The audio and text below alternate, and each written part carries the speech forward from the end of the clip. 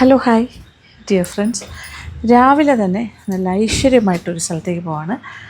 അരകത്ത് ദേവീക്ഷേത്രം. അരകത്ത് ദേവീക്ഷേത്രം എന്ന് പറയുമ്പോൾ പത്മനാഭസ്വാമിയുടെ സഹോദരി സങ്കല്പമാണ്. അപ്പോൾ ഇന്ന് ഞാൻ എന്തിനാണ് പോകുന്നതെന്ന് വെച്ചാൽ, ഇപ്പോൾ പത്മനാഭസ്വാമി ക്ഷേത്രത്തിൽ അവിടുത്തെ ഉത്സവം നടക്കുകയാണ്. അതിൻ്റെ ആറാട്ട് ദിവസമാണ് ഇന്ന്. അപ്പോൾ ഇന്ന് ആറാട്ടിന് മഹാവിഷ്ണു, അതായത് പത്മനാഭസ്വാമി ഇവിടെ നിന്ന് പോകുമ്പോൾ അകമ്പടിയായിട്ട് കൂടെ പോകുന്ന ഒരേ ഒരു ദേവിയാണ് അരകത്ത് ദേവി, സഹോദരി സ്ഥാനത്ത്. അപ്പോൾ ഇന്ന് ആ ക്ഷേത്രം, അരകത്ത് ദേവി ക്ഷേത്രത്തിൽ വലിയൊരു സദ്യ എല്ലാം കൊടുക്കുന്നുണ്ട്, അതായത് ആറാട്ട് സദ്യ. അപ്പോൾ അത് ഇപ്രാവശ്യമാണ് അവരത്, ഇപ്രാവശ്യത്തെ ആറാട്ട് സദ്യ അതൊന്ന് തുടക്കം കുറിക്കാനായിട്ട്, ഉദ്ഘാടനം ചെയ്യാനായിട്ടാണ് ഞാനിപ്പോൾ അങ്ങോട്ട് പോകുന്നത്, അരകത്ത് ദേവിയുടെ അടുത്തേക്ക്. അപ്പോൾ ഞാൻ രാവിലെ 5 o'clock എഴുന്നേറ്റാണ്. കാര്യം അവിടെ 8:30 പോയാൽ മതി. എന്നാലും എനിക്കൊരു തയ്യാറെടുപ്പ്, എനിക്കൊരു സംശയം, ഞാൻ താമസിച്ച് പോകാൻ പാടില്ലല്ലോ. എന്നുവെച്ചാൽ ഈ ഒരു ആറാട്ട് ഉത്സവത്തിന് പോകുന്ന ആൾക്കാർ പോകുന്നതിന്, ദേവീക്ഷേത്രത്തിൽ നിന്ന് പോകുന്നതിന് മുമ്പാണ് അവർ സദ്യയൊക്കെ കഴിച്ചിട്ടാണ് പോകുന്നത്. അത് കറക്റ്റ് സമയത്ത് തന്നെ തുടങ്ങണം പോകാമല്ലേ. ഇത് നോക്കിയാൽ നമ്മുടെ നിത്യകല്യാണി പൂത്ത് കിടക്കുന്നു. ഈ നിത്യകല്യാണി രാത്രിയാണ് പൂക്കുന്നത്, പിന്നെ ബാക്കിയെല്ലാം മുട്ട്. ഇത് ബാക്കി നിൽക്കുന്ന മുട്ട് രാത്രി പൂക്കും. ഭയങ്കര രസമാണ്.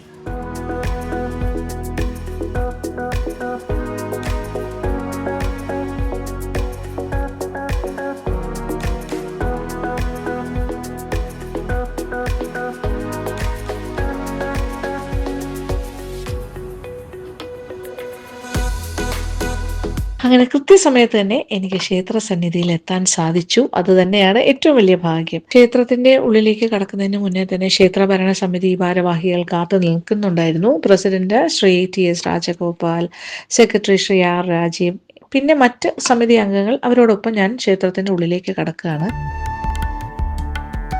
അകത്തേക്ക് ചെന്ന് കഴിഞ്ഞപ്പോൾ ക്ഷേത്രത്തിന്റെ ഉള്ളിൽ പോയി ദേവിയെ കണ്ട് പ്രാർത്ഥിക്കണം. പക്ഷെ അതിന് മുന്നേ തന്നെ ഞാൻ വേറെയും കുറേ സ്ത്രീജനങ്ങളെ ഇവിടെ പരിചയപ്പെടുകയുണ്ടായി.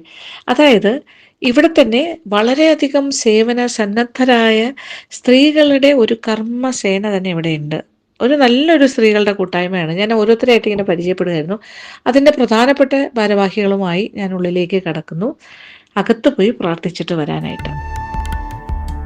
അരകത്ത് ദേവീക്ഷേത്രത്തിന്റെ ചരിത്രവും മാഹാത്മ്യവും ഒക്കെ പറയുകയാണെങ്കിൽ ഒരുപാട് പറയാനുണ്ട്. ദക്ഷിണ കേരളത്തിലെ തന്നെ പുരാതനമായ 108 ദുർഗാദേവി ക്ഷേത്രങ്ങളിൽ ഒന്നാണിത്. തിരുവനന്തപുരം നഗരത്തിന് തെക്കുമാറി ഇടഗ്രാമത്ത് സ്ഥിതി ചെയ്യുന്നു അരകത്ത് ദേവീക്ഷേത്രം. വില്ലുമംഗലം സ്വാമികളാൽ പ്രതിഷ്ഠിതമായ 2 പ്രധാന ക്ഷേത്രങ്ങൾക്കിടയിൽ സ്ഥിതി ചെയ്യുന്നതിനാലാണ് ഈ പ്രദേശത്തിന് ഇടഗ്രാമം എന്ന് പേര് ലഭിച്ചിരിക്കുന്നത്. പടിഞ്ഞാറ് ഭാഗത്തായി ശ്രീ പത്മനാഭ സ്വാമി ക്ഷേത്രവും തെക്ക് പടിഞ്ഞാറായി തിരുവല്ലം പരശുരാമ ക്ഷേത്രവും സ്ഥിതി ചെയ്യുന്നു. ചരിത്രരേഖകൾ പ്രകാരമാണെങ്കിൽ 1200 വർഷത്തെ പഴക്കമാണ് അരകത്ത് ദേവീക്ഷേത്രത്തെ കുറിച്ച് പറഞ്ഞു കേൾക്കുന്നത്. ഈ ക്ഷേത്ര ഉൽപ്പത്തിയുമായി ബന്ധപ്പെട്ട രേഖകൾ ഇപ്രകാരമാണ് പറയുന്നത്. ഒരിക്കൽ കരമനയാറിന്റെ തീരത്തുള്ള പ്രകൃതി ഭംഗിയാർന്ന പ്രദേശത്തു കൂടി വില്ലുമംഗലം സ്വാമികൾ സഞ്ചരിക്കുകയായിരുന്നു. ഈ പ്രദേശത്തു കൂടി സ്വാമികൾ സഞ്ചരിക്കുമ്പോഴാണ് ആദിപരാശക്തിയുടെ സാന്നിധ്യം മനസ്സിലാക്കുന്നത്. അങ്ങനെ മുന്നോട്ട് നീങ്ങുമ്പോൾ ഇന്ന് ക്ഷേത്രം കാണുന്ന സ്ഥലത്തെത്തിയപ്പോൾ സ്വാമിയാരുടെ കണ്ണും മനസ്സും നിറയത്തക്കവണ്ണം വനദുർഗാഭാവത്തിലുള്ള ദേവി സാന്നിധ്യം കണ്ടു.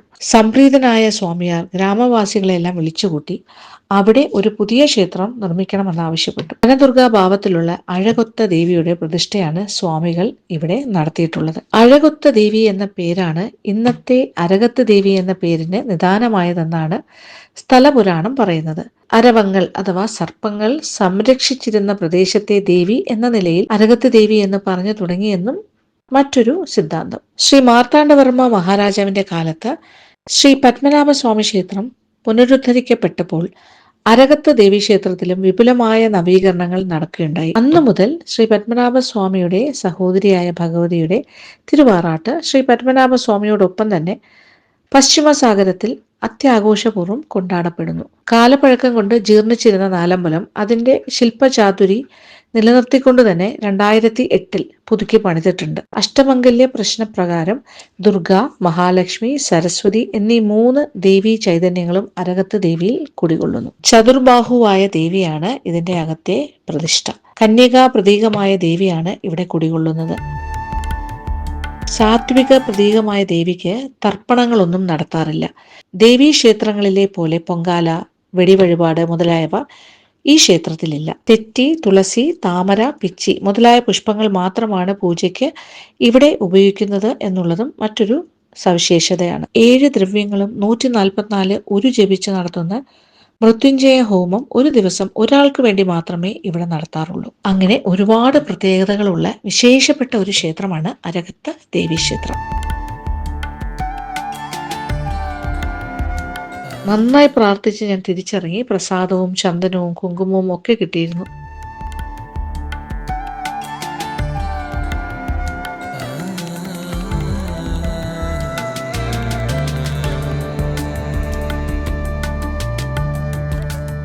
കുറച്ചേറെ സ്ത്രീ ഭാരവാഹികൾ എനിക്കായി കാത്തു നിൽക്കുന്നുണ്ടായിരുന്നു. എല്ലാവരോടും ഒപ്പം നമ്മൾ കാര്യങ്ങളൊക്കെ പറഞ്ഞ് സംസാരിച്ച് ക്ഷേത്ര ഭരണ സമിതിക്ക് ഒരു ഓഫീസുണ്ട് ഇവിടെ, അവിടേക്കാണ് നടന്നു പോകുന്നത് എല്ലാവരുമായിട്ട്. അങ്ങനെ ക്ഷേത്ര ഭരണ സമിതിയുടെ ഓഫീസിൻ്റെ അകത്ത് ഞങ്ങൾ എല്ലാവരും ഇരിക്കുവാണ്. കുറച്ച് കൂടുതൽ കാര്യങ്ങളൊക്കെ എനിക്ക് അറിയാനുണ്ടായിരുന്നു ക്ഷേത്രത്തിനെ കുറിച്ചും ഇവിടുത്തെ ചിട്ടകളും കാര്യങ്ങളും ഒക്കെ. അപ്പോൾ എല്ലാ കാര്യങ്ങളും എനിക്ക് വളരെ വ്യക്തമായി പറഞ്ഞു തരികയാണ് എല്ലാവരും കൂടി. ഉത്സവ രീതികൾ, ഇവിടുത്തെ വിശേഷ പൂജകൾ, പിന്നെ ഇവിടുത്തെ ചിട്ടവട്ടങ്ങൾ, പിന്നെ ഇവരുടെയൊക്കെ ഒരു ആക്ടിവിറ്റി എന്തൊക്കെയാണ്, അവരുടെ ഒരു സന്തോഷവും അവരുടെ ഒരു ഉത്സാഹവും ഒക്കെ കേൾക്കുമ്പോൾ തന്നെ അത് കാണേണ്ട കാഴ്ച തന്നെയാണ് കേട്ടോ. പറയുമ്പോൾ തന്നെ അവരുടെ ഒരു എക്സൈറ്റ്മെൻറ്റ് എനിക്ക് ഫീൽ ചെയ്യാം. അവർക്ക് ഈ ഉത്സവ ദിവസങ്ങളും അല്ലാത്ത ദിവസങ്ങളും ദേവിയുമായി ബന്ധപ്പെട്ട എല്ലാ കാര്യങ്ങളും, ഇതിൽ പല ആൾക്കാരും ജോലിയുള്ളവരുണ്ട്, റിട്ടയർഡായിട്ട് വന്നവരുണ്ട്, ഈ പരിസര പ്രദേശങ്ങളിൽ താമസിക്കുന്നവരുണ്ട്. അപ്പോൾ അവർക്കെല്ലാം ഈ ക്ഷേത്രത്തിൻ്റെ നടത്തിപ്പുമായിട്ട് അഭേദ്യമായൊരു ബന്ധം തന്നെ ഉണ്ടെന്ന് കുറച്ച് നേരത്തെ സംസാരത്തിൽ നിന്ന് തന്നെ എനിക്ക് മനസ്സിലാക്കാൻ സാധിച്ചു. അതെല്ലാം കേട്ട് ഞാൻ വളരെ അത്ഭുതത്തോടു കൂടിയാണ് പല കാര്യങ്ങളും കേട്ടുകൊണ്ടിരുന്നത്. അത് കഴിഞ്ഞിട്ട് ഞങ്ങൾ എല്ലാവരും കുറച്ച് ഫോട്ടോസൊക്കെ എടുക്കുന്നുണ്ടായിരുന്നു. അപ്പോൾ ഇനിയാണ് പ്രധാന ചടങ്ങ്. അപ്പോൾ നമ്മളുടെ ഓഫീസ് സ്പേസിൽ നിന്നും കുറച്ച് നടന്ന് ഭക്ഷണശാലയുടെ ഭാഗത്തേക്കാണ് ഞങ്ങൾ പോയിക്കൊണ്ടിരിക്കുന്നത്. കാര്യം ഇന്നത്തെ പ്രധാന ചടങ്ങെന്ന് പറഞ്ഞാൽ ഞാൻ ആ ചടങ്ങുമായി ബന്ധപ്പെട്ടാണ് ഇവിടെ നിൽക്കുന്നത്. അതായത് ഇന്നത്തെ ആറാട്ട് സദ്യയുടെ ഒരു തുടക്കം കുറിക്കാനായിട്ട്, അതിൻ്റെ ഇനോഗ്രൽ ചടങ്ങെന്ന് തന്നെ പറയാം.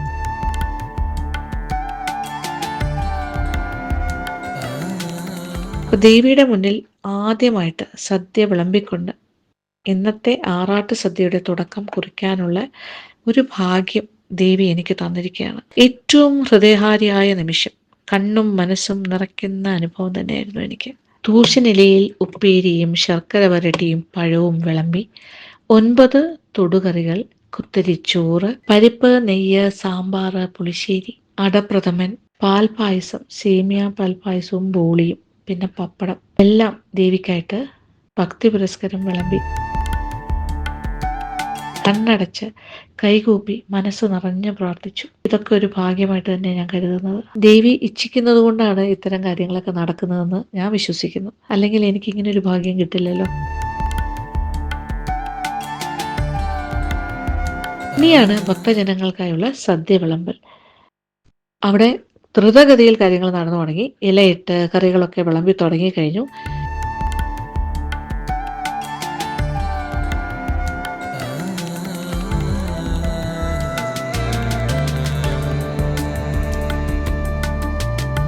ഞാനും ഇവിടുത്തെ ഭാരവാഹികളായ എൻ്റെ സുഹൃത്തുക്കളോടൊപ്പം വിശേഷങ്ങൾ പറഞ്ഞ് വളരെ ഹാപ്പി ആയിട്ട് ഞങ്ങൾ എല്ലാവരും ഇങ്ങനെ ഇരിക്കുവാണ്. അപ്പോൾ ഇവിടെ സദ്യ വിളമ്പുന്നതിൻ്റെ തിരക്ക് അവിടെ നടന്നുകൊണ്ടിരിക്കുന്നു ഒരു സൈഡിൽ. ആദ്യത്തെ കളരിയിലെ തന്നെ 1-2 തൂശനിലയിൽ ആദ്യത്തെ ചോറും പരിപ്പും ഒക്കെ വിളമ്പിക്കൊണ്ട് അതിനും ഞാനൊരു തുടക്കം കുറിക്കുകയാണ്.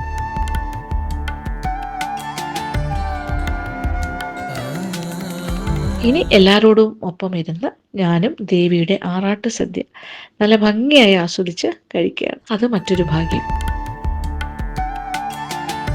ഭക്തജനങ്ങൾ എല്ലാവരും തന്നെ വളരെ സന്തോഷത്തോടെ ഒന്നിച്ചിരുന്ന് ആറാട്ട് സദ്യ ഉണ്ണുന്ന കാഴ്ച തന്നെ എത്ര മനോഹരമാണ് അല്ലേ? നീ കണ്ടു നോക്കൂ, എന്ത് രസമാണ് കാഴ്ച.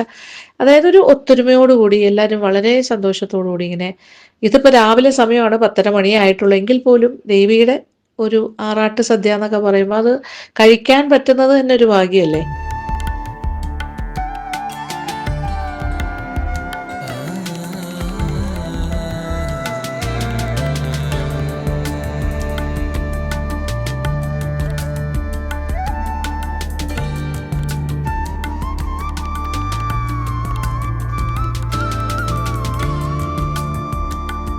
അങ്ങനെ സദ്യയൊക്കെ കഴിച്ച് ഹാപ്പി ആയിട്ട് പുറത്തേക്ക് ഇറങ്ങി. എന്നെ ഇഷ്ടപ്പെടുന്ന ഒരുപാട് പേരെ ഞാനിവിടെ വെച്ച് കണ്ടു. എല്ലാവരോടും വിശേഷങ്ങളൊക്കെ പങ്കിട്ട് ഫോട്ടോയൊക്കെ എടുത്ത് കുറേ നല്ല നിമിഷങ്ങൾ.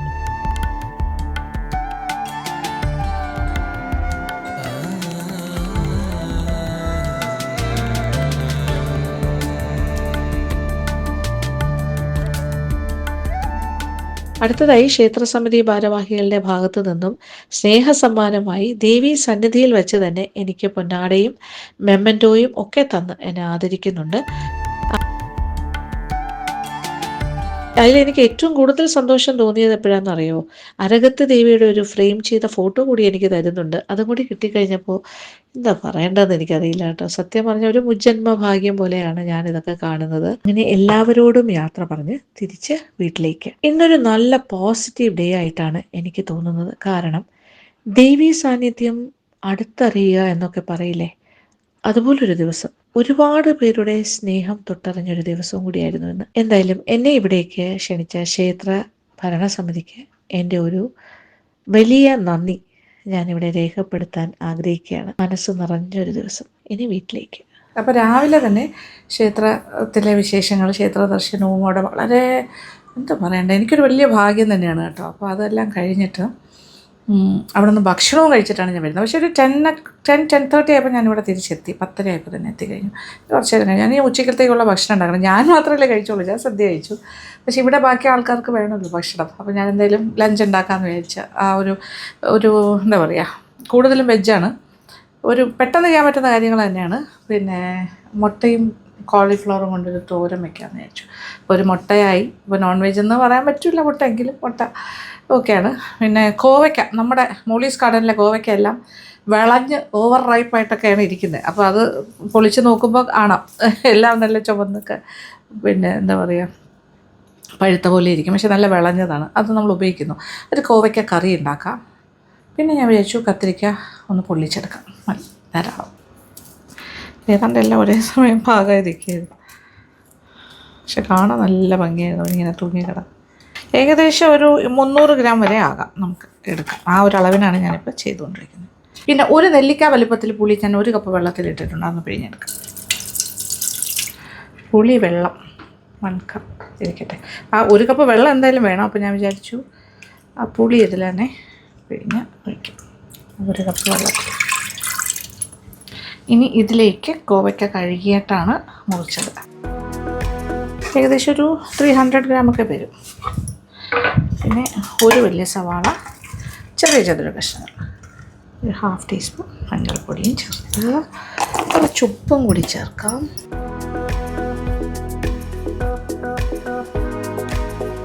അപ്പോൾ പുളി വെള്ളം ആ 1 കപ്പ് വെള്ളത്തിൽ ഞാൻ പുളി പിഴിഞ്ഞൊഴിച്ചു. ഇനി കുറച്ച് വെള്ളം കൂടി ഒഴിക്കാം. 1/2 കപ്പ് വെള്ളം കൂടി ഒഴിച്ചു കൊടുക്കാം. എല്ലാ കാര്യങ്ങളുമായി. ഇനി കുക്കർ അടച്ച് 1 വിസിൽ അത്ര മതി. കാര്യം കോവയ്ക്ക 1 വിസിലാകുമ്പോൾ തന്നെ നന്നായിട്ട് വേകും. ഓക്കെ അടുപ്പ് കത്തിച്ചു. ഒരു കാര്യം, ഇനി ഇപ്പുറത്തെ അടുപ്പും കൂടി കത്തിച്ചിട്ട് കുറച്ച് കാര്യങ്ങളൊന്ന് വറുത്തെടുക്കണം. അത് കണ്ടോളൂ എന്തൊക്കെയാണ് ഞാൻ ചേർക്കാൻ പോകുന്നതെന്ന്. ഒരു 1.5 ടീസ്പൂൺ കടലപ്പരിപ്പ്, ഒരു 1.5 ടീസ്പൂൺ ഉഴുന്ന് പരിപ്പ്, പിന്നെ ഒരു ടീസ്പൂൺ അരി പച്ചരിയാണ്, ഒരു 1/2 ടീസ്പൂൺ ജീരകം, 1/4 ടീസ്പൂൺ ഉലുവ, പിന്നെ അതുപോലെ 1 ടീസ്പൂൺ കുരുമുളക്, ഒരു 1/4 ടീസ്പൂൺ കടുക്. ഇത്രയും കാര്യങ്ങൾ ഞാൻ എടുത്ത് വെച്ചിട്ടുണ്ട്. ഇതിൻ്റെ കൂടെ ഇനി മുളക് പൊടിയും കൂടി വേണം. മുളക് പൊടി നമ്മളിത് വറുത്ത് കഴിഞ്ഞിട്ട് ലാസ്റ്റ് ചേർത്താൽ മതി. അപ്പോൾ ഇത്രയും കാര്യങ്ങൾ ഡ്രൈ റോസ്റ്റ് ചെയ്യാണ്. എണ്ണയില്ലാണ്ട് ഒരു ചെറിയൊരു മാംഗ്ലൂർ സ്റ്റൈലാണ് ഞാനിപ്പോൾ ചെയ്യുന്ന ഈ ഒരു കോവയ്ക്ക കറി. ആഹാ നല്ല മണം വന്നു തുടങ്ങി. പാകത്തിന് മൂത്ത് കടുക് ജീരകമൊക്കെ പൊട്ടി ശബ്ദോട്ടാണ്. നല്ല മണം. പാകത്തിന് മൂത്തിട്ടുണ്ട്. അത് കടലപ്പരിപ്പിൻ്റെ കളർ കാണുമ്പോൾ അറിയാമല്ലോ. എല്ലാം മൂത്ത് കഴിഞ്ഞു. ഇനി തീ ഓഫ് ചെയ്യാം.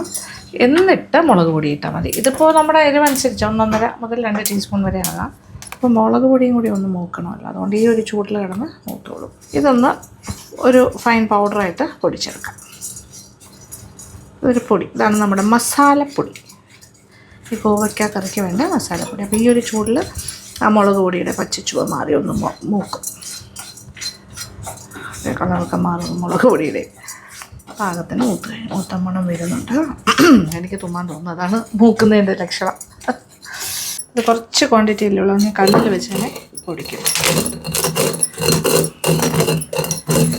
ആ ചൂടോടുകൂടി പൊടിക്കുമ്പോൾ നന്നായിട്ട് പൊടിഞ്ഞ് കിട്ടും.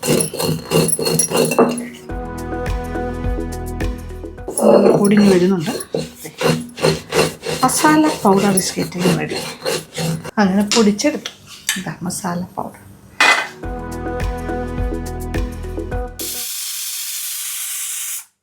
കോവയ്ക്ക വെന്ത മണമൊക്കെ വരുന്നുണ്ട്, ആ ഉള്ളിയും എല്ലാം വെന്തതിൻ്റെ ഒരു മണം. ഇനി ഇതിൻ്റെ ആവി പോയിട്ട് ഓപ്പൺ ചെയ്തിട്ട് ഈ പൊടി നമ്മൾ എടുത്ത് ഈ പൊടി അതിനകത്തേക്ക് ഇട്ടിട്ട് ഒന്ന് നന്നായിട്ട് മിക്സ് ചെയ്തിട്ട് തിളപ്പിക്കണം.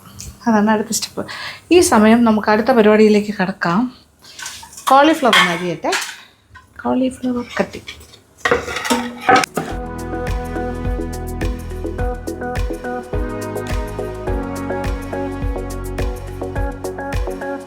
ഇനി കുക്കറും തുറക്കട്ടെ. അതിൻ്റെ ആവിയെല്ലാം പോയിട്ടുണ്ടാവും. നോക്കാം. യെസ്, കറക്റ്റ് പാകത്തിന് വെന്തിട്ടുണ്ട്. കോവയ്ക്കെല്ലാം കറക്റ്റായിട്ട് വെന്തിട്ടുണ്ട്. ഇനി ഇതിലേക്കാണ് നമ്മൾ ആ പൊടി ഇടുന്നത്.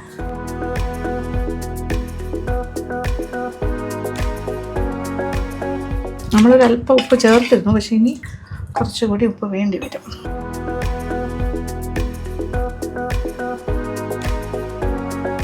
ഇനി വീണ്ടും തിളപ്പിക്കാം. നമ്മളൊരു കറി പോലെയാണ് ഇതിപ്പോൾ ഞാൻ ചെയ്യാൻ ഉദ്ദേശിക്കുന്നത്. അപ്പോൾ ഇച്ചിരി ചോറിലേക്ക് ഒഴിച്ച് കഴിക്കണമെങ്കിൽ ഇത് തന്നെ യൂസ് ചെയ്താൽ മതി. ഓക്കെ, ഇത് ഇങ്ങനെ തന്നെ കഴിക്കാനും നല്ല കേട്ടോ.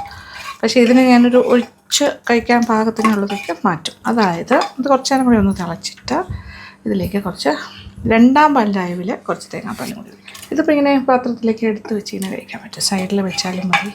ഒരു പച്ചത്തീയലോ അല്ലെങ്കിൽ തീയലൊക്കെ ചെയ്യുന്ന പോലെ. പക്ഷേ ഇതിനെ ഞാൻ ലൂസാക്കാമെന്ന് ഞാൻ പറഞ്ഞത്. ഇതിപ്പോൾ അത്യാവശ്യം എരിവ്, പുളി, ഉപ്പൊക്കെ ഉണ്ട്. അപ്പോൾ മുളക് പൊടിയുടെ അളവ് 1.5 ടീസ്പൂൺ വരെ ആകാം. കുരുമുളക് പൊടിയുടെ അളവും വേണമെങ്കിൽ കൂട്ടാം.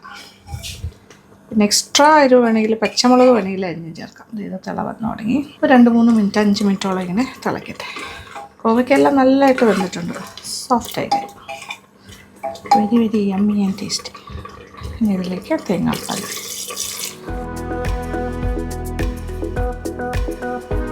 ഞാൻ പറഞ്ഞില്ലേ, കുറച്ച് ഒരുപാട് തിക്കല്ല, ഒരു രണ്ടാം പാലിൻ്റെ അയവിൽ ഏകദേശം 1 കപ്പോളം തേങ്ങാപ്പാലും കൂടി ഒഴിച്ചു. അപ്പോൾ ഒരു പുളികറി പോലെ ആയല്ലോ, ഒഴിച്ച് കഴിക്കാനും പറ്റും. ഇനി ഒരു താളിപ്പ്, അതാണ് വേണ്ടത്. അപ്പോൾ നമ്മുടെ കോവയ്ക്കക്കറിയെ ഞാനൊരു കുറച്ചുകൂടെ പരന്ന പാത്രത്തിലേക്ക് തൽക്കാലം മാറ്റുന്നു. എന്തിനാണെന്നറിയോ? നിങ്ങൾക്ക് കാണാൻ വേണ്ടിയിട്ട് താളിച്ചൊഴിക്കുമ്പോൾ. അപ്പോൾ താളിക്കുന്നതിനും പ്രത്യേകതയുണ്ട്. അതായത് കടുക്, വറ്റൽമുളക്, കറിവേപ്പില, അതിനോടൊപ്പം കുറച്ച് ഒരു 5-6 അല്ലി വെളുത്തുള്ളി ഒന്ന് ചതച്ചത് ഞാനിപ്പോൾ ഇച്ചിരി ചതച്ച് വെച്ചിട്ടുണ്ട്. അതും കൂടി ചേർത്തിട്ട് താളിക്കാം. കുക്കറിനകത്താകുമ്പോൾ നിങ്ങൾക്ക് അത്രയും വിസിബിലിറ്റി ഇല്ലല്ലോ. അത് ഇങ്ങനെയാണ് ഇരിക്കുന്നത് കോവയ്ക്കയുടെ പീസസ് എല്ലാം. കളറെന്ന് പറഞ്ഞാൽ ഏതാണ്ട് ഒരു സാമ്പാറിൻ്റെ കളറെന്ന് പറയാം, പച്ചത്തീയലിൻ്റെ കളറെന്ന് പറയാം. ടേസ്റ്റ് ഓൾമോസ്റ്റ് ലൈക്ക് എ പച്ചത്തീയൽ, പക്ഷേ കുറച്ചുകൂടി ഒരു വ്യത്യാസമുണ്ട്. കുറച്ചുകൂടി ടേസ്റ്റ് അതാണെന്ന് തോന്നുന്നു. പുളി, എരിവല്ല. പാത്രം ചൂടായി. ഇനി താളിക്കാം. കുറച്ച് വെളിച്ചെണ്ണ, കുറച്ച് കടുകിട്ട് പൊട്ടിക്കാം. വെളുത്തുള്ളി വിത്ത് അതിൻ്റെ തോടോടുകൂടിയാണ് കേട്ടോ. അതാണ് അതിൻ്റെ വേറൊരു ഹൈലൈറ്റ്. ചതച്ചെടുത്ത് വെളുത്തുള്ളി ഒന്ന് കഴുകിയിട്ട് ചതച്ചെടുക്കും. തോടോടുകൂടി ആകുമ്പോൾ നല്ല മണം. ഈ കറിവേപ്പില, ഇത് വറ്റൽമുളക് നിർബന്ധമില്ല, വേണമെങ്കിൽ ചേർത്താൽ മതി.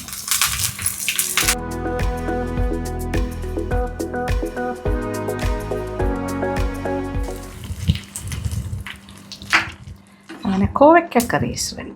ഇത് നമുക്ക് ഒഴിച്ച് കറിയായിട്ട് യൂസ് ചെയ്യാം.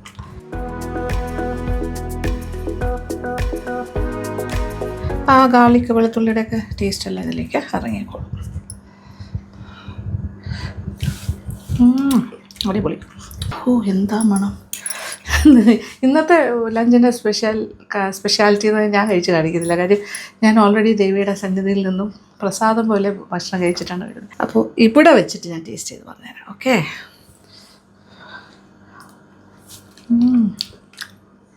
എക്സലൻറ്റ്. ഉണ്ടാക്കി നോക്കും, ഇഷ്ടം. അപ്പോൾ നമുക്ക് തോരൻ. ഇതൊരു കോളിഫ്ലവർ മസാല, മുട്ട മസാല തോരൻ എന്ന് പറയും. കുറച്ച് മസാല ടേസ്റ്റൊക്കെ ആയിട്ട് അടുപ്പ് കത്തിച്ചിട്ട് കുറച്ച് വെളിച്ചെണ്ണ ഒഴിച്ചിട്ട് നമ്മൾ സാധാരണ പോലെ കടുക് താളിക്കുന്നു. ഇപ്പോൾ കോളിഫ്ലവർ ചെറിയ കോളിഫ്ലവർ ആയിരുന്നു. ഞാൻ 4 മുട്ട എടുത്ത് വെച്ചിട്ടുണ്ട്. 1 സവാള അരിഞ്ഞ് വെച്ചിട്ടുണ്ട്.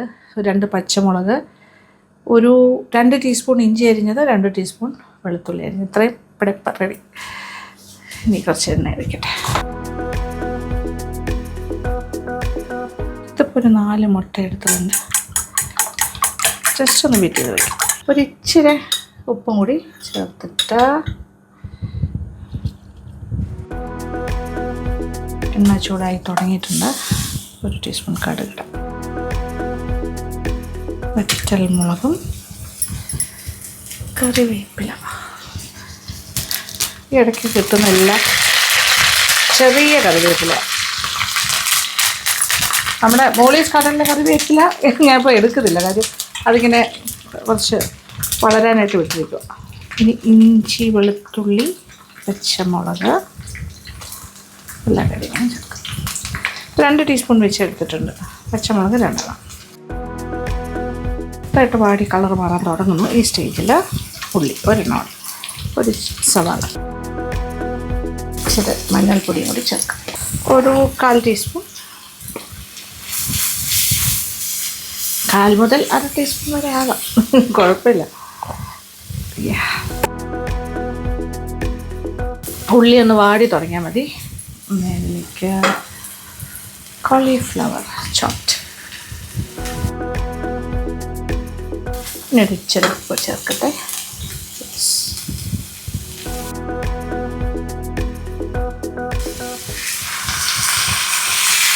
2 ടേബിൾ സ്പൂൺ അല്ലെങ്കിൽ ഒരു 3 ടേബിൾ സ്പൂൺ വേണം, അത്ര മതി.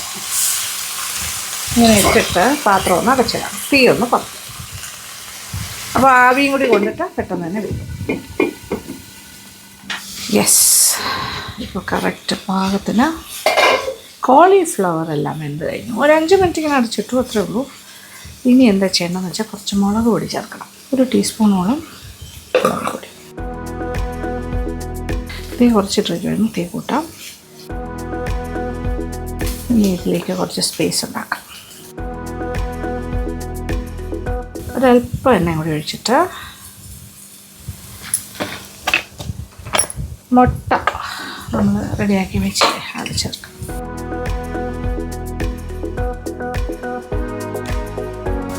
അതൊന്ന് ചെറുതായി സെറ്റായി തുടങ്ങട്ടെ.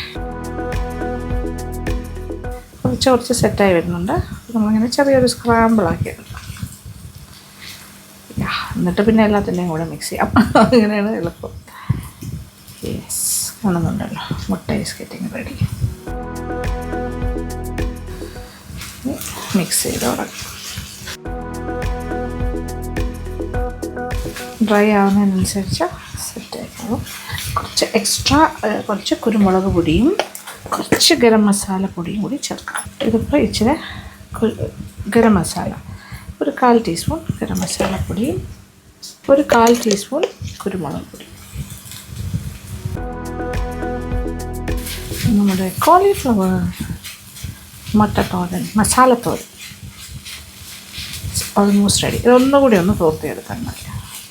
ഉപ്പൊക്കെ നോക്കണം, ഇല്ലെങ്കിൽ ചേർക്കാമല്ലോ എനി ടൈം.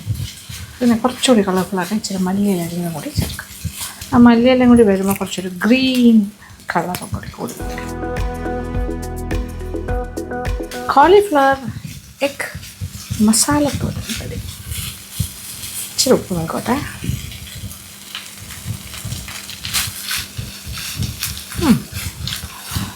ഉപ്പെല്ലാം ഉണ്ട് ആവശ്യത്തിന്. ഒരു പൊടിക്ക് വേണമെങ്കിൽ ചേർക്കാം. ഒരു പൊടിക്ക് ഒരിച്ചിരി അത് മതി. ആ മസാലയുടെ മണവും ടേസ്റ്റും എരിവൊക്കെ കറക്റ്റ്. തീ ഓഫ് ചെയ്യട്ടെ.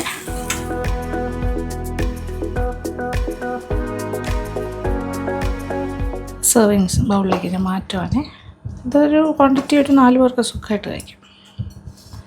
4-5 പേർക്ക് കഴിക്കാം, നമ്മൾ എടുക്കുന്ന അത്രയും.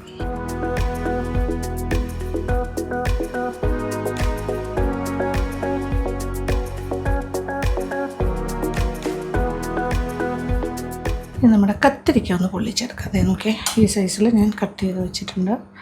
സ്ലൈസസ് കുറച്ച് തിക്കായിട്ട്.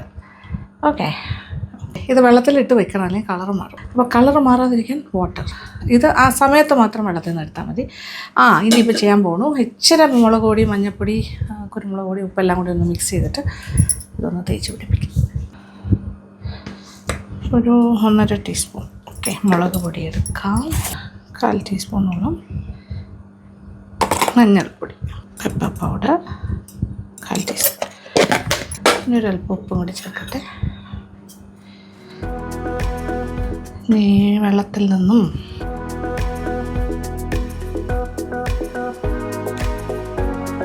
എന്തായാലും കുറച്ച് ഈർപ്പുണ്ടാവും. ബാക്കി കുറച്ച് വെള്ളം കൂടി ഒഴിച്ചു കൊടുക്കും.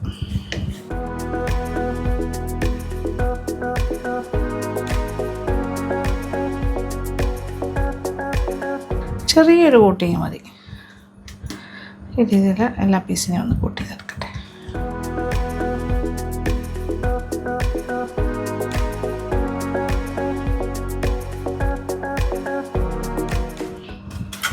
ഇതൊരല്പസമയം മാരിനേറ്റ് ചെയ്യാൻ വെച്ചാൽ വളരെ നല്ലതായിരിക്കും. സമയമുണ്ടെങ്കിൽ കുറച്ച് നേരം വെച്ചിട്ട് 1 മണിക്കൂറോ അരമണിക്കൂറോ പറ്റുന്ന പോലെ നേരത്തെ ചെയ്ത് വെച്ചാൽ അത്ര നല്ലത്.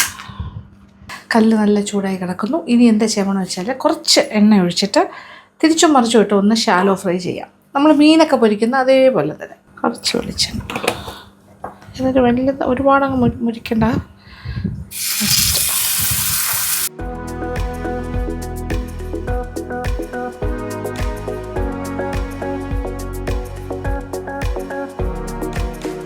തിരിച്ചും മറിച്ചും ഇട്ടൊന്ന് ഫ്രൈ ചെയ്തെടുക്കാം. ചെറുതായിട്ടൊന്ന് അടച്ചിടാം.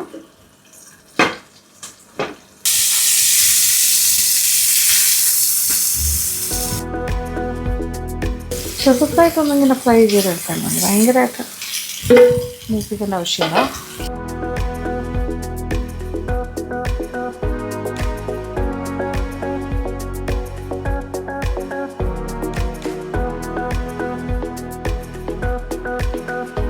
ഇപ്പുറത്തെ സൈഡും കൂടി കുറച്ച് ഒന്ന് മൂത്ത് കഴിയുമ്പോൾ ഇതൊന്ന് മാറ്റാം. ഓക്കെ, അപ്പോൾ ഉള്ളൊക്കെ കുറച്ചൊന്ന് വേകും. അതാണ് ഞാനിങ്ങനെ അടച്ചിടുന്നത്. അത്യാവശ്യം മൊരിയുകയും ചെയ്യും, ഉള്ളു വേകുകയും ചെയ്യും. പൊള്ളിച്ചത് ആക്ച്വലി അതിൻ്റെ ഫസ്റ്റ് സ്റ്റേജ് കഴിഞ്ഞു. നമ്മുടെ കത്തിരിക്ക ഫ്രൈ ആയി കഴിഞ്ഞു. ഞാൻ ആ പാത്രത്തിൽ നിന്ന് മാറ്റുന്നില്ല. തീ ഓഫ് ചെയ്തിട്ട് ഈ സൈഡിലേക്ക് ഇങ്ങനെ അടച്ച് തന്നെ വെച്ചിരിക്കുന്നു. ഓക്കെ, അതങ്ങനെ ഇരിക്കട്ടെ. ഇപ്പുറത്തെ അടുപ്പിൽ ഒരു ചട്ടിയും കൂടി വെച്ചിട്ടുണ്ട്. അത് ചൂടായി. ഇനി ഒരു മസാല ഉണ്ടാക്കാം. കുറച്ച് വെളിച്ചെണ്ണ, 1.5 ടേബിൾ സ്പൂൺ മുതൽ 2 ടേബിൾ സ്പൂൺ വരെ. ഇതിലാണ് നമ്മൾ കുറച്ച് കാര്യങ്ങൾ ഇത് നോക്കിക്കോളും. ഞാൻ അരിഞ്ഞൊക്കെ വെച്ചിട്ടുണ്ട്. അതായത് 1 ടേബിൾ സ്പൂൺ വെളുത്തുള്ളി, ഒരു വലിയ പച്ചമുളക് അരിഞ്ഞത്, 1 ടേബിൾ സ്പൂണോളം ഇഞ്ചി, പിന്നെ കൊച്ചുള്ളി ഒരു 6-7 എണ്ണം, ഏകദേശം ഒരു 1/2 കപ്പോളം എടുത്തിട്ടുണ്ട്. ഇത് ഒരു സവാള അരിഞ്ഞത്, അതും ഏകദേശം 1 കപ്പ് എന്ന് പറയാം, 3/4 കപ്പ് വരെ ഉണ്ട്. കറിവേപ്പില,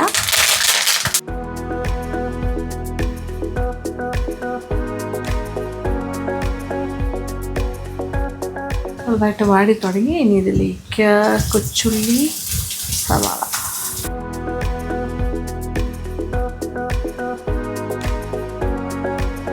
ശരി ഇളക്ക്. കൈ മോളെ. Okay okay okay, nice. മോള് ഇളക്ക്. ആ, ഞാൻ തൊടാൻ പാടില്ലേ? ഓക്കെ. ഒയ്യോ, ആ കൊള്ളാം. Yes, nice nice. No please baby. ആ ശരി ശരി ശരി ശരി, നമുക്ക് നോക്കാം. അപ്പോൾ ഇഞ്ചി, വെളുത്തുള്ളി, പച്ചമുളകെല്ലാം മൂത്ത് തുടങ്ങി. കൊച്ചുള്ളി എല്ലാം ഇങ്ങനെ റെഡിയായി വരുന്നു. ഇനി ഇതിലേക്ക് പൊടികളിടാം. നോക്കിക്കോളൂ. ഇച്ചിരി മഞ്ഞൾപ്പൊടി, ഇച്ചിരി മുളക് പൊടി, കുറച്ച് കുരുമുളക് പൊടി, പിന്നെ ഇതിനകത്തേക്ക് ഒരല്പം, അത് ലാസ്റ്റ് ചേർക്കാം. നമുക്ക് ഒരു അല്പം വിനാഗിരിയും കൂടി ചേർക്കാം, അത് ലാസ്റ്റ്. അതല്ലെങ്കിൽ വിനീഗർ ചിലർക്ക് ഇഷ്ടാവില്ലല്ലോ, അങ്ങനെയാണെങ്കിൽ ഇച്ചിരി പുളിവെള്ളം ചേർത്താൽ മതി, അത് ലാസ്റ്റ്. ഇത് നോക്കിക്കോളൂ. ഒരല്പം മഞ്ഞൾപ്പൊടി 1/4 ടീസ്പൂൺ, പിന്നെ മുളക് പൊടി, നമുക്ക് മസാലയ്ക്ക് ആവശ്യമുള്ള മുളക് പൊടി 1.5 ടീസ്പൂണോളം ചേർത്ത്, 1.5-2 ടീസ്പൂൺ വരെ ആകാം. പെപ്പർ പൗഡർ കുറച്ച് മതി, ഒരു 1/4 ടീസ്പൂൺ. ഇപ്പോൾ പാകത്തിന് മൂത്തുണ്ട്. ഇതിനകത്ത് ഞാൻ ഒരു ചെറിയ സാധനം കൂടി ചേർക്കാൻ പോകും. അത്താഴത്ത് ഒരു 1/4 ടീസ്പൂൺ കായപ്പൊടിയും കൂടി ചേർക്കും. വേറെ ലെവലായിരിക്കും, അതായത് വ്യത്യാസം ഉണ്ടാവും. അപ്പോൾ നല്ല പാകത്തിന് മൂത്തെല്ലാം മുരിഞ്ഞു വരുന്നു. ഈ ഒരു സ്റ്റേജിൽ കുറച്ച് കുറുകിയ തേങ്ങാപ്പാലും കൂടി,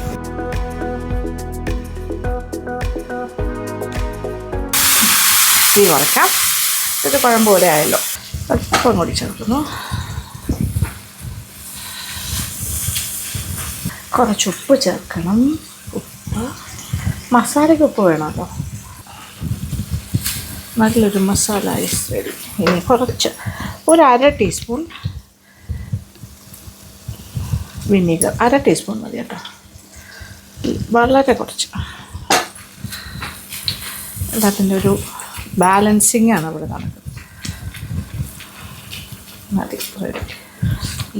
മസാല, ഉരുളിക്കൽ മസാല. ഇനി തുടങ്ങാം. മസാല ഫുൾ ഫിനിഷിങ്ങിൽ നിൽക്കണു. പിന്നെ ഇല വാട്ടി ഞാൻ കുറച്ച് സെറ്റ് ചെയ്ത് കഴിഞ്ഞു. അതെ, നോക്കിക്കോളൂ. അത് നല്ല വെന്തിരിക്കുകയാണ് കേട്ടോ. അപ്പോൾ ഓരോന്നായിട്ട് ചെയ്യാം. വാട്ടിയ ഇലയിലേക്ക് കുറച്ച് മസാല ആദ്യം, ഇതിൻ്റെ സൈസ് അനുസരിച്ചിട്ടാണ് ചെയ്യുന്നത്. ഇതിലേക്ക് പൊള്ളിച്ച് ഫ്രൈ ചെയ്ത് വെച്ചിരിക്കുന്ന കത്തിരിക്ക, വീണ്ടും കുറച്ച് മസാല മുകളിലായിട്ട് വയ്ക്കാം. ഇത്ര ആവശ്യമുള്ളൂ. എന്നിട്ട് വേണമെന്നുണ്ടെങ്കിൽ ഒരു ടൊമാറ്റോ വേണമെങ്കിൽ വട്ടത്തിലരിഞ്ഞതിൻ്റെ മുകളിൽ വയ്ക്കാം. അത് ഓപ്ഷണലാണ്.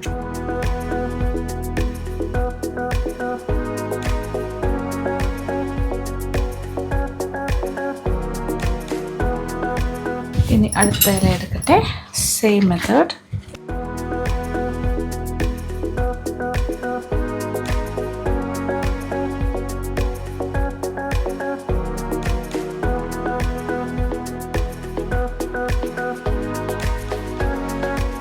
കത്തിരിക്കയുടെ വലിപ്പം അനുസരിച്ചിട്ടാണ് നമ്മുടെ ബണ്ടിൽസ് റെഡിയാകുന്നത്.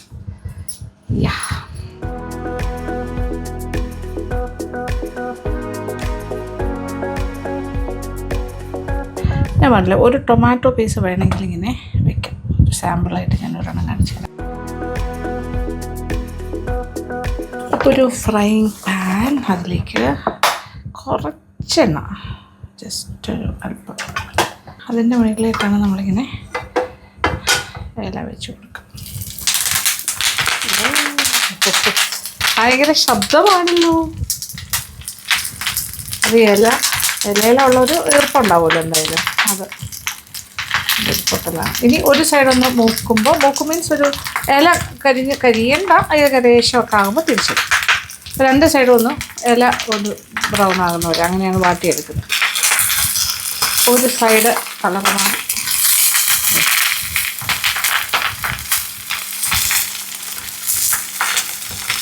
ഇതും അതുപോലെ തന്നെ ഈ രീതിയിൽ പൊള്ളിച്ചെടുക്കാം.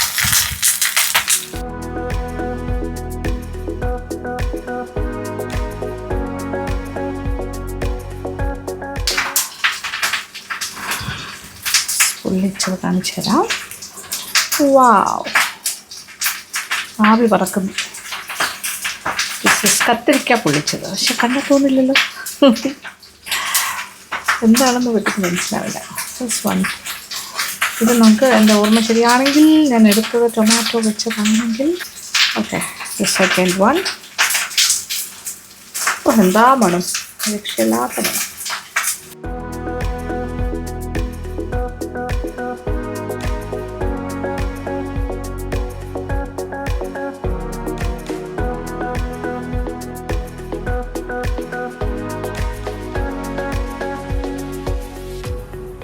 ഇന്ന് വൈറ്റ് റൈസ് നമ്മൾ പെട്ടെന്ന് വേകും, അത് കാരണം ഞാനിന്ന് പൊന്നിയിരിച്ചോറ്.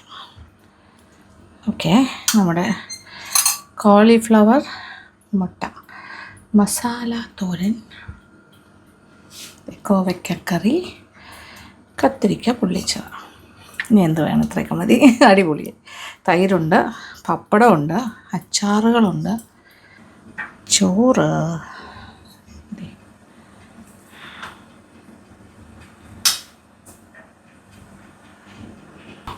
കോളിഫ്ലവർ മുട്ട മസാല തോരൻ,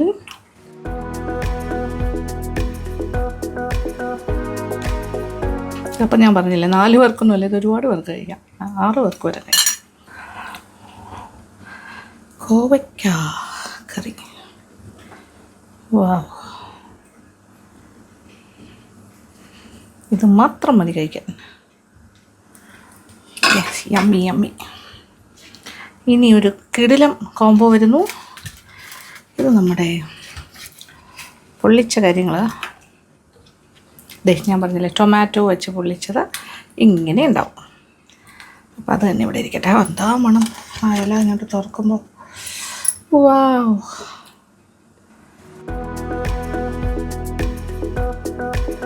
അങ്ങനെ സ്വാദിഷ്ടമായൊരു ലഞ്ച് ഇവിടെ റെഡി ആയി കഴിഞ്ഞു. ഞാൻ കഴിക്കുന്നില്ല, അതുകൊണ്ട് എല്ലാത്തിൻ്റെയും ടേസ്റ്റ് ഞാൻ നോക്കി പറഞ്ഞു കഴിഞ്ഞു. പൊള്ളിച്ചതിൻ്റെ മസാലകൾ ഇപ്പോൾ ഒന്ന് കഴിച്ചു. എന്തും വേണോ അറിയോ, ആ ഇല ഇങ്ങനെ തുറന്നപ്പോൾ തന്നെ വെജിറ്റേറിയൻസിൻ്റെ ഏറ്റവും ബെസ്റ്റ് ഓപ്ഷൻ ആയിരിക്കും. യമ്മി ഇഷ്ടമാവും, ഉണ്ടാക്കി നോക്കുക. അപ്പോൾ ഇന്ന് ബാക്കി എല്ലാവരുടെയും ലഞ്ച് ഇതാണ്, ഞാൻ ലഞ്ച് കഴിച്ചു കഴിഞ്ഞു. അപ്പോൾ ഇഷ്ടപ്പെട്ടു എന്ന് വിചാരിക്കട്ടെ ഇന്നത്തെ വീഡിയോ. അപ്പോൾ thank you so much, thank you for watching and keep on watching Lakshmi vlogs. Love you all.